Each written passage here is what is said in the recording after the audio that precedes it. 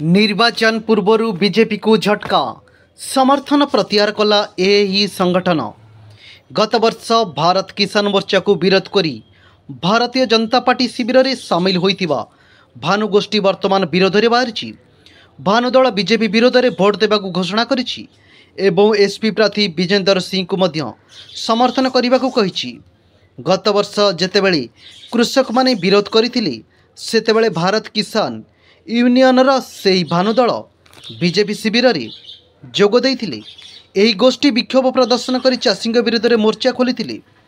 अलीगढ़ में थिबा भारतीय किसान यूनियन भानुदल बीजेपी को एक दर्पण देखाइबा एवं 2024 लोकसभा निर्वाचन में एक बड़ा परिवर्तन सृष्टि करने प्रस्तुति आरंभ करिछि।